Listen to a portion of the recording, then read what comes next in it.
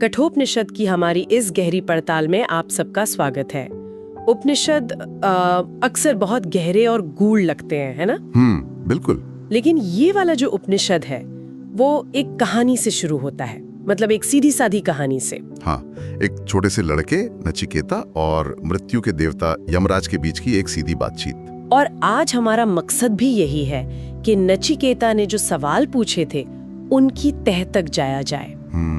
ये सवाल आज भी उतनी ही जरूरी हैं। जीवन क्या है, मृत्यु के पार क्या है और इस सब की असलियत क्या है? सही बात है।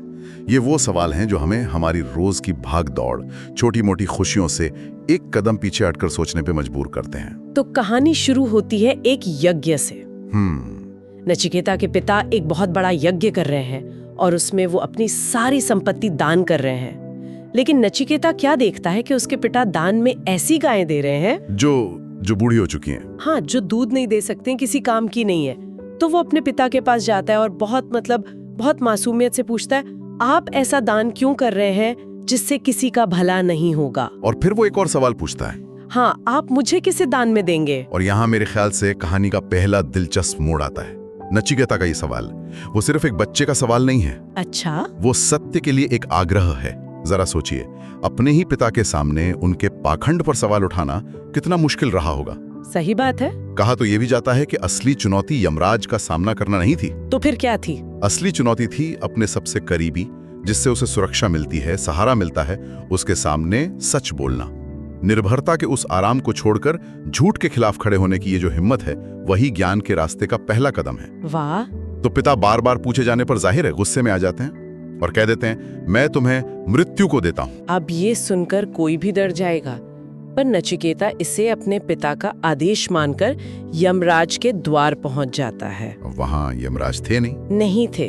तो वो 3 दिन और 3 रातें बिना कुछ खाए पिए इंतजार करता है। हाँ, और जब यमराज लौटते हैं तो एक ब्राह्मण बालक को अपने दरवाजे पर भूखा प्यासा देखकर उन्हें अपनी गलती का एहसास होता है। और वो उस गलती को सुधारने के लिए और नचिकेता की लगन से खुश होकर उसे 3 वरदान मांगने को कहते हैं। तो पहले 2 वरदान तो काफी सीधे साधे थे। हाँ, बहुत व्यवहारिक थे। पहला तो ये कि जब वो वापस लौटे तो उसके पिता का गुस्सा शांत हो चुका हो और वो उसे पहले की तरह प्यार करें। और दूसरा वरदान था स्वर्ग तक ले जाने वाली अग्नि विद्या का ज्ञान। यमराज ने उसे वो ज्ञान दिया भी, और कहते हैं नचिकेता की याददाश्त इतनी तेज थी कि उसने सब कुछ तुरंत सीख कर दोहरा भी दिया, जिससे यमराज और भी ज्यादा खुश हो गए। बिल्कुल। लेकिन असली कहानी तो अब शुरू होती है तीसरे वरदान से। ये वो सवाल था जिसने इस पूरी बातचीत को एक मामूली कहानी से एक उपनिषद बना दिया। तो नचिकेता ने पूछा, जब किसी इंसान की मृत्यु हो जाती है तो उसके बाद क्या होता है? एक बड़ा संदेह है। कुछ लोग कहते हैं कि आत्मा रहती है, कुछ कहते हैं कि सब खत्म हो जाता है। मैं आपसे बस यही रहस्य जानना चाहता हूँ। यमराज ये सवाल सुनकर एक तरह से चौंक जाते हैं। हाँ, वो उसे टालने की कोशिश करते हैं। हर मुमकिन कोशिश करते हैं। वो कहते हैं, नचिकेता, ये सवाल मत पूछो, ये रहस्य बहुत बारीक है, इसे तो देवता भी पूरी तरह नहीं समझ पाए, तुम कुछ और मांग लो। और फिर वो उसे लालच देते हैं, दुनिया के हर सुख का लालच। हाँ, वो कहते हैं 100 साल तक जीने वाले बेटे पोते ले लो, ढेरों जानवर, हाथी, सोना, घोड़े, एक बहुत बड़ा राजपाट, और यहाँ तक कि स्वर्ग की अप्सराएं, उनका संगीत, उनका नृत्य, सब कुछ। और ये सिर्फ एक प्रलोभन नहीं था। यमराज यहाँ जीवन के 2 रास्तों का फर्क बता रहे थे। अच्छा? एक है श्रेय का मार्ग, यानी वो रास्ता जो कल्याणकारी है, जो आखिर में अच्छा नतीजा देता है, और दूसरा है प्रेय का मार्ग। प्रेय मतलब जो अभी प्रिय लगता है। बिल्कुल, जो फौरन सुख देता है। यमराज कहते हैं कि बुद्धिमान इंसान अच्छी तरह सोच समझकर श्रेय के रास्ते को चुनता है, जबकि एक नासमझ इंसान वो तात्कालिक सुख के लिए प्रेय के पीछे भागता है। ये तो बहुत दिलचस्प बात है। मतलब यमराज ये नहीं कह रहे हैं कि प्रेय यानी सुख कोई बुरी चीज है। नहीं, बिल्कुल नहीं। वो बस ये कह रहे हैं कि ये एक जाल है। ये कुछ वैसा ही है जैसे हम सब जानते हैं कि सुबह उठकर व्यायाम करना हमारे लिए श्रेय है, लेकिन देर तक बिस्तर में पड़े रहकर सोशल मीडिया स्क्रॉल करना ज्यादा प्रिय लगता है। बिल्कुल। तो उपनिषद कह रहा है कि असली बुद्धिमानी इन दोनों के बीच का फर्क पहचानने में है, हर रोज, हर छोटे से छोटे फैसले में। सही कहा। और ये वो गहरी बातें हैं जिन्हें हम यहाँ समझने की कोशिश कर रहे हैं। अगर ये चर्चा आपको भी सोचने पर मजबूर कर रही है तो हमारे साथ इस सफर पर बने रहिएगा और इस चैनल को सब्सक्राइब जरूर कीजिएगा। और नचिकेता का जवाब, वो तो इन सब बातों से भी ज्यादा हैरान करने वाला था। उसने कहा, हे मृत्यु के देवता, ये जितने भी सुख आप गिना रहे हैं ये सब तो आने जाने वाले हैं। उसने एक शब्द इस्तेमाल किया, श्वोभवा। शोभवा मतलब जो कल तक रहेगा या नहीं कोई नहीं जानता। हाँ, ये तो उल्टा हमारी इंद्रियों की ताकत को और कमजोर कर देते हैं। और रही बात लंबे जीवन की, तो सारा जीवन तो वैसे भी बहुत छोटा है। इसलिए ये रथ, ये नाच गाना, ये सब आप अपने पास ही रखिए। मुझे धन से कोई मतलब नहीं, मुझे तो बस वही रहस्य जानना है। ये जो अप्सराओं वाला प्रलोभन था ना, वो सिर्फ कोई पुरानी कहानी का हिस्सा नहीं है, वो आज भी उतना ही सच है। कैसे? ये हमारे अपने आकर्षण और जिसे हम प्रेम कहते हैं उसकी असलियत को समझने की एक परीक्षा है। ज्यादातर जिसे हम प्रेम समझ लेते हैं वो एक जैविक और कंडीशनिंग पर आधारित प्रतिक्रिया है।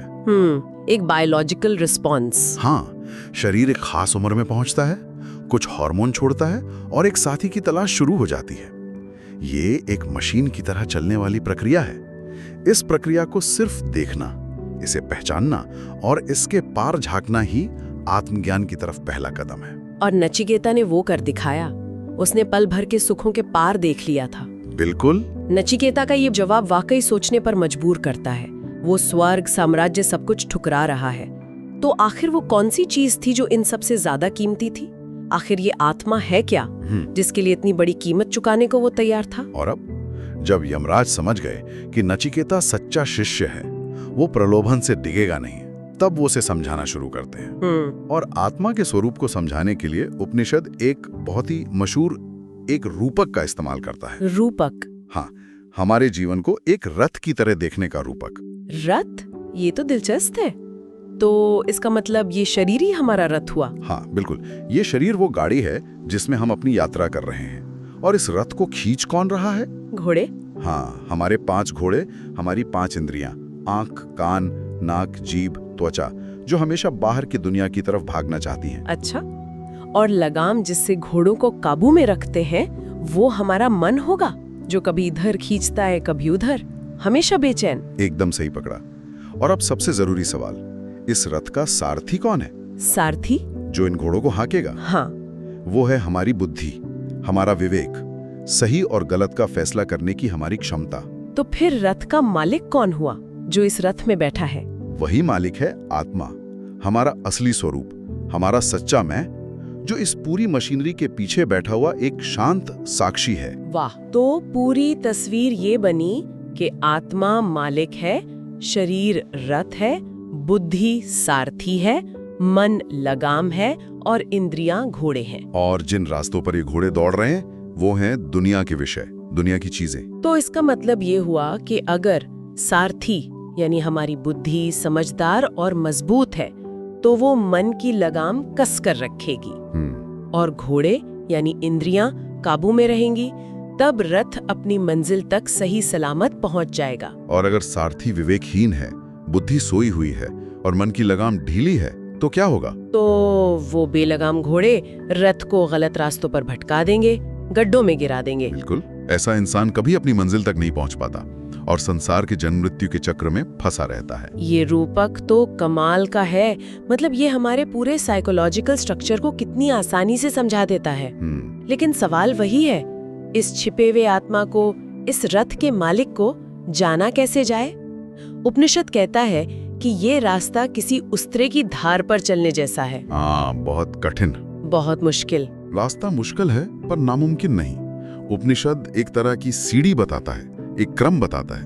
वो कहता है कि हमारी इंद्रियों से ज्यादा सूक्ष्म हमारा मन है, मन से भी ज्यादा सूक्ष्म हमारी बुद्धि है, यानी फैसला करने की क्षमता। लेकिन इन सब से परे, इन सबसे ज्यादा सूक्ष्म और ताकतवर है हमारा असली मैं, वो आत्मा, जिसे उपनिषद पुरुष कहता है। तो ये एक हायरार्की है। हाँ, एक तरह से। बस इतना समझना जरूरी है कि एक शांत, न बदलने वाला केंद्र है जो इस पूरी मशीनरी के पीछे है। लेकिन अगर ये पुरुष या आत्मा हम सबके अंदर है, तो फिर ये हमें दिखाई क्यों नहीं देता? ये इतना छिपा हुआ क्यों है? क्योंकि ये हमारी इच्छाओं, हमारे विचारों और धारणाओं के पर्दे के पीछे ढका हुआ है। यह प्रकट नहीं होता। तो फिर इसे देखेगा कौन? उसे सिर्फ वही देख पाते हैं जिनकी बुद्धि बहुत पहनी और एकाग्र हो चुकी है, जो चीजों को वैसी देख सकते हैं जैसी वो हैं। उपनिषद कहता है कि इसके लिए अपनी ऊर्जा को बाहर से भीतर की ओर मोड़ना होता है। मतलब इंद्रियों को मन में शांत करना, मन को बुद्धि में और बुद्धि को उस परम शांत आत्मा में विलीन कर देना। और यहाँ एक बहुत गहरी बात कही गई है। उपनिषद कहता है यद एवेह तदमुत्र यदमुत्र तदन्विह। हाँ। यानी जो यहाँ है वही वहाँ है, जो वहाँ है वही यहाँ है। पहली बार सुनने पर तो ये बहुत उलझा हुआ लगता है। इसका क्या मतलब है? इसे समझने के लिए एक आसान सा उदाहरण लेते हैं। बताइए। मान लीजिए एक ही बिजली है जो हजारों अलग अलग बल्बों को रोशन कर रही है। बल्ब अलग अलग दिखते हैं, कोई छोटा, कोई बड़ा, कोई पीली रोशनी देता है, कोई सफेद। हम बाहर से बल्बों को देखकर सोचते हैं कि ये सब अलग अलग हैं, लेकिन इनके पीछे की जो शक्ति है वो बिजली, वो तो एक ही है। वाह!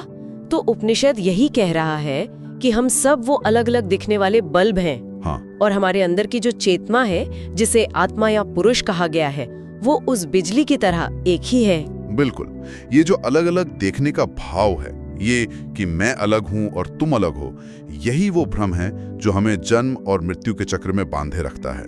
और जो इस एकता को देख लेता है वो इस चक्र से मुक्त हो जाता है। तो फिर आखिरी सवाल, जब किसी इंसान के दिल में बसी सारी इच्छाएं, सारी कामनाएं खत्म हो जाती हैं, जब उसके मन की सारी गांठें खुल जाती हैं, तब क्या होता है? क्या वो किसी और दुनिया में चला जाता है? नहीं, यही उपनिषद का सबसे बड़ा रहस्योद्घाटन है। वो कहता है अथ मर्त्यो अमृतो भवत्यत्र ब्रह्म समश्नुते। इसका अर्थ क्या हुआ? इसका अर्थ है तब ये नश्वर इंसान यहीं अमर हो जाता है और यहीं भ्रम को अनुभव कर लेता है। यहीं, इसी जीवन में? हाँ, इसी जीवन में। ये अमरता मरने के बाद मिलने वाली कोई चीज नहीं है। ये किसी स्वर्ग या बैकुंठ जाने के बारे में नहीं है। ये यहीं, इसी शरीर में, इसी पल में अपनी धारणा को बदलने के बारे में है, अपने असली स्वरूप को पहचान लेने के बारे में है, जो हमेशा से मुक्त, शांत और अमर था। तो पूरी शिक्षा का सार बस इतना ही है? असत नहीं है। तो हमने एक छोटे लड़के के एक सीधे से सवाल से अपनी यात्रा शुरू की और कहाँ तक पहुँच गए? सुख और कल्याण के फर्क से लेकर हमारे मन की बनावट और उस परम सत्य तक जो सारे भेदों और बंटवारों से परे है। अंत में एक विचार और छोड़ जाता हूँ। जरूर। उपनिषद एक और सुंदर उपमा देता है। वो कहता है कि आत्मा हमारे शरीर के अंदर वैसे ही है जैसे मूंज खास के अंदर उसका पतला सा सीख होता है। उस सीख को खास से बहुत सावधानी और धैर्य के साथ अलग करना पड़ता है। तो सवाल ये है कि हमारे अपने जीवन में इसका क्या मतलब हो सकता है? मतलब शरीर और मन के इस निरंतर शोर शराबे, इस भाग दौड़ से उस अविचल साक्षी को, उस शांत स्वरूप को हम कैसे लेकर के देखें? ये सवाल वाकई सोचने लायक है। कठोपनिषद पर इस गहरी और ज्ञानवर्धक चर्चा के लिए आपका बहुत बहुत धन्यवाद। धन्यवाद। उम्मीद है हमारे सुनने वालों को भी नचिकेता की इस यात्रा से बहुत कुछ सीखने को मिला होगा। अगर आपको हमारा ये प्रयास पसंद आया और आप ऐसे ही गहरे विषयों को सरल भाषा में समझना चाहते हैं तो अंतर्मौंग चैनल के साथ जुड़े रहें। अगली बार फिर मिलेंगे एक नई पड़ताल के साथ।